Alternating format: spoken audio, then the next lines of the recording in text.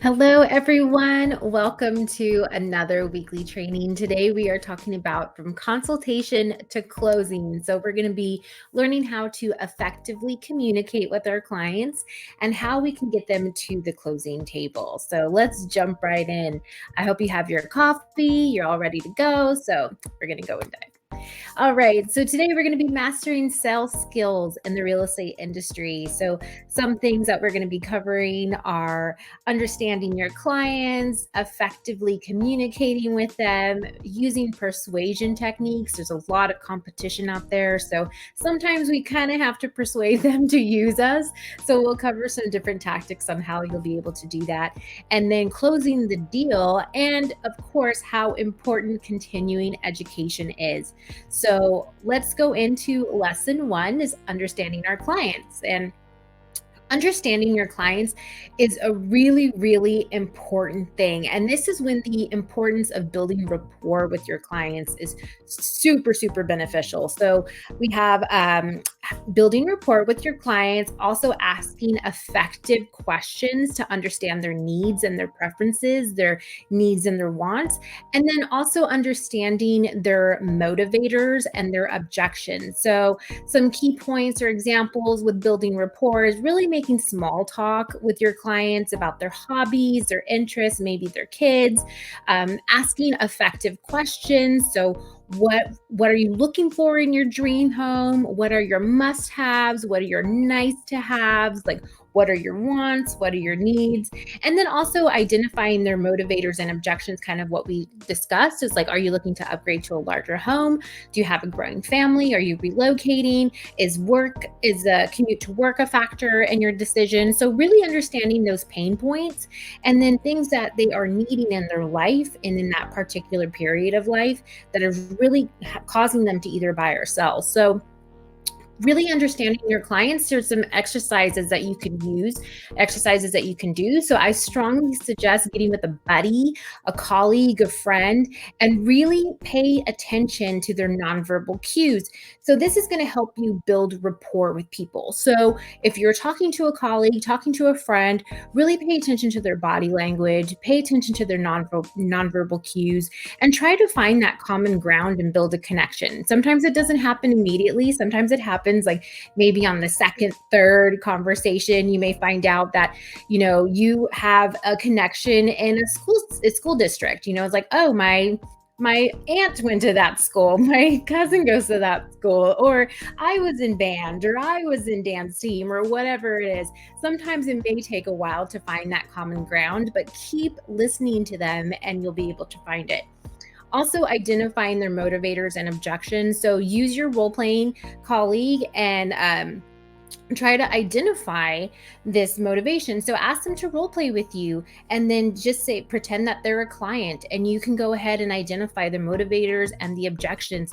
Ask your friend or your colleague to provide feedback and tell you how well you were able to identify their needs and their wants and concerns. So practicing with their colleagues, sometimes we get really, really scared to role play, but really role playing is going to make you an effective agent. So don't be afraid to partner up with your buddy, partner up with a colleague, and really get that, practice it, and you'll be a rapport machine in no time.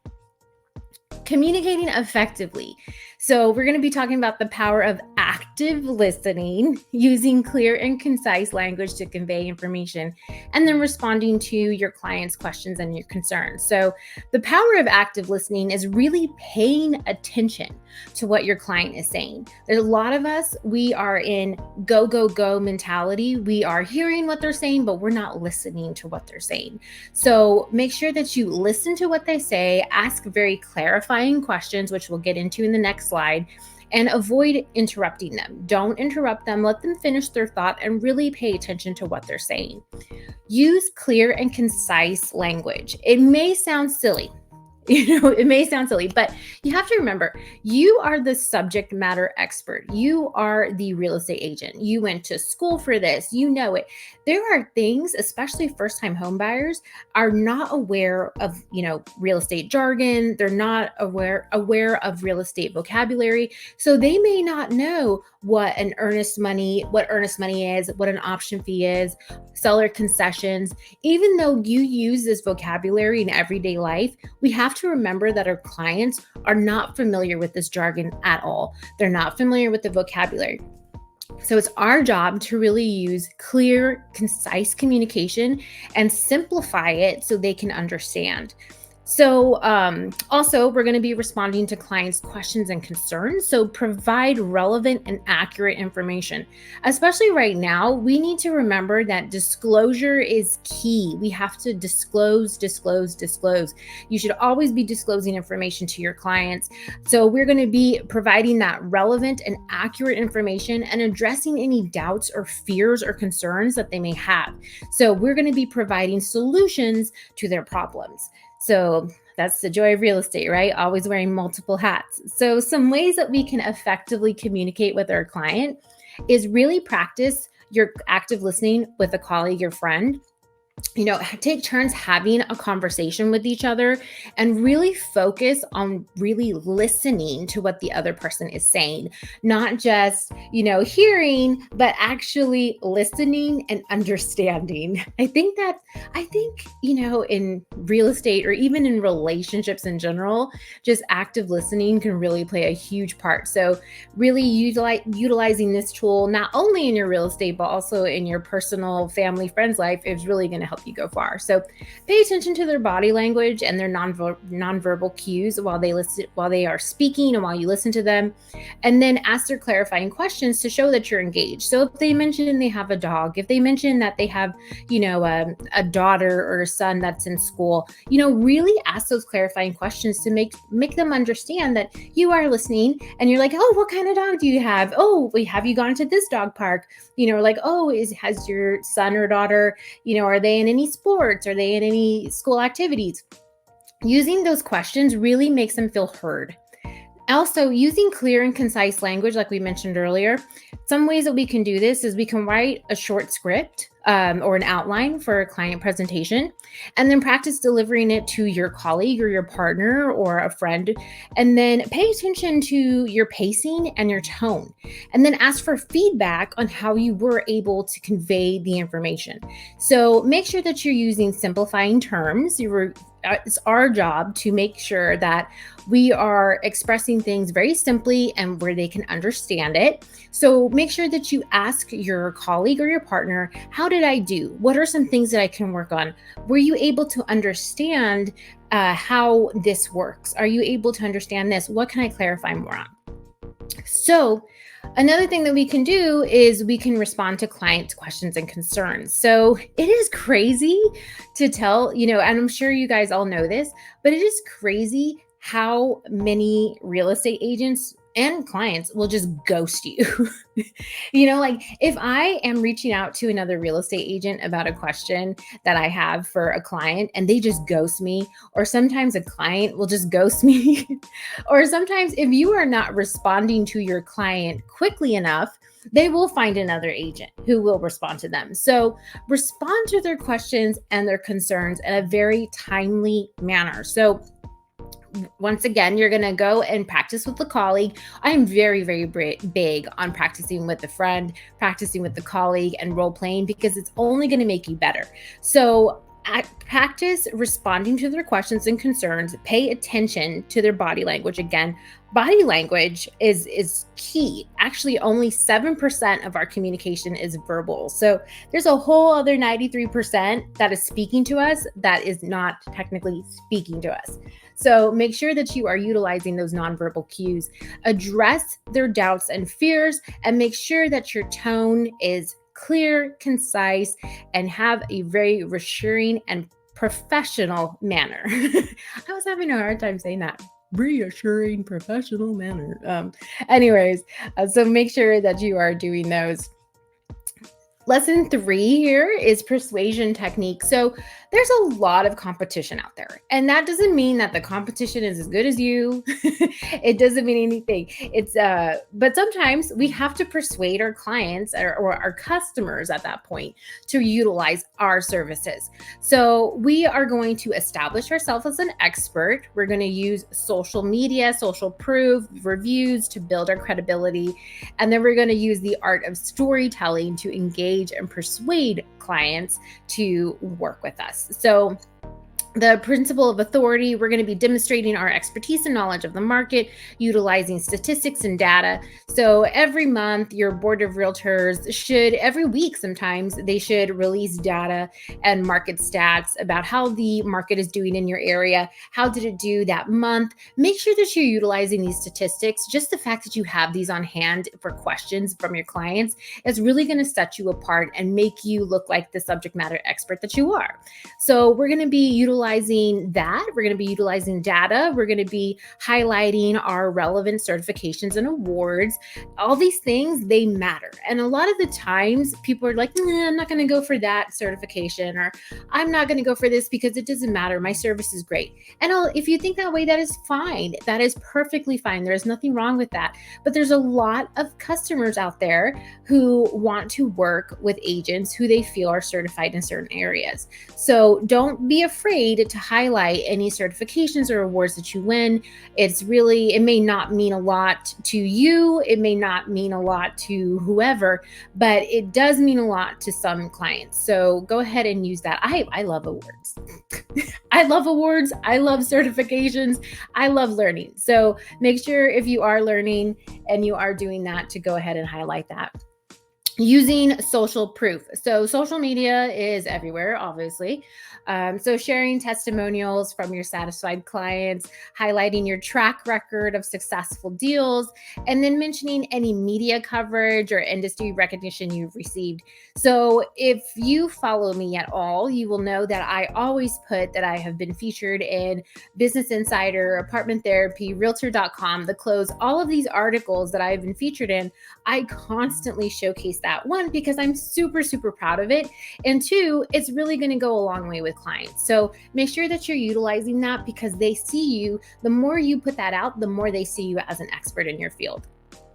Using the art of storytelling. So using real life examples to illustrate the benefits of a particular property and the advantages of working with you as an agent. So really go and dig deep of why they should work with you as an agent. And so a lot of these things tie into persuasion techniques. What we're doing, we're selling. We are in a sales industry. We have to sell ourselves. We have to sell properties. We have to sell everything. So make sure that you are selling yourself by utilizing these persuasion techniques. So once again, here's some different exercises, kind of what we've already gone over, but write a list of your qualifications, your achievements, your areas of expertise. If you work with first-time home buyers, put that. If you have a niche, if you work with probate, put that. So a practice explaining them to a colleague and a friend, and then make sure that you deliver it with confidence and authority, because that whole nonverbal body language goes really, really far. Utilizing your social proof is writing a list of your testimonials and your success stories, kind of what we've already gone over. Share with your clients, present them, share them on social media. These things matter as much as you think that they don't, as much as you may think that they are a waste of time. People are looking, people are watching all the time, and they may not need to work with you right now, but when that time comes, they'll be like, hey, I remember this agent. They are really, really good. They post a lot of stuff. They're really, really busy. So make sure you use that. And then also do the art of storytelling. So the benefits of working with you as an agent, why you are extremely valuable, why our industry is extremely valuable to clients, and everything that we know we already do. So just go ahead and showcase that. The public does not know, y'all, but that is a whole other can of worms that I will not get into right now. But closing the deal. So overcoming objections and addressing concerns. We're going to be making the ask and getting the commitment, and then we're going to seal the deal. So We're going to overcome objections and concerns. We're going to anticipate and address their common objections, such as price or location, and then offer any counter arguments or alternative solutions. I don't like to use the word counter arguments per se, but we're going to be offering our knowledge and alternative solutions. And we're going to be making the ask and getting the commitment. So asking for the sale, asking to be the listing agent, asking to be the buyer's agent, and use closing techniques. And we're going to be doing all of those things and following up and sealing the deal by staying in touch with the client after the meeting, making sure that you are on top of it, following up on any outstanding issues, and finalizing the structures of the deal with any questions that they may have. So role play with your colleague again. Really big onto role playing. Like I said, make sure that you role play with a client or colleague and you practice overcoming objections and addressing their concerns. A lot of the things I have, or especially right now, is the rates, the interest rates. When is the market going to do this? When are the rates going to drop down? All these questions that we get all the time. So make sure that you pay attention to your body language and your tone when you are trying to offer your knowledge and offer alternative solutions. Be confident, but most importantly, be respectful. Don't come off aggressive, like as you may be the subject matter expert, but make sure that you don't come off as cocky or, whatever. Be respectful, be confident. Make the ask. Don't be afraid of asking for the deal. Don't be afraid of asking for the listing. Don't be afraid of asking to be the agent. So make sure that you practice this with your colleague. Make sure you practice it with your partner, with your friend. Ask them for feedback. Hey, what can I do? How can I come off as more confident? How can I come off as, more people oriented, or how could I be more relatable? Things like that. So just go ahead and hook up with your buddy and do a lot of these things. And then we are following up and we're sealing the deal. So a lot of the times in our case, that's really utilizing a executive right to sell or a buyer rep agreement. So follow up with a list of tasks that you need to do after your client consultation, thank you notes, documents that they're going to be needing for the actual transaction, and then complete them in a timely and professional manner. Make sure that you are communicating. Do not ghost. And then lastly, continuing education. So the importance of ongoing learning and professional development is huge. And we're going to be discussing resources on staying up to date in industry trends and best practices. So the importance of ongoing learning, stay up to date on industry trends, regulations, and best practices, and continuously improve your skills and knowledge. The real estate industry is changing all the time. So we have to stay up to date on a lot of these regulations that are happening, especially now, which I'm not going to get into right now, but we have a lot of things that are changing the structure, and we need to make sure that we are on top of it. We know what's going on because these are questions that clients are going to ask us. We're also going to talk about professional development. So we always need to attend workshops and seminars. There's a lot of things. You would not trust a doctor who graduates from medical school and then never goes to any continuing education courses to be better at surgery, or a dentist on a root canal. You want them to know the latest techniques. You want them to know the latest trends, the latest mechanisms. So you want to do the same for yourself in the industry. Join the workshops, go to seminars, join professional organizations, networking groups, or participate online in online courses or webinars. The fact that you are here watching this goes a long way. So you are one step ahead. So let's go ahead and continue on exercises of how you can do this.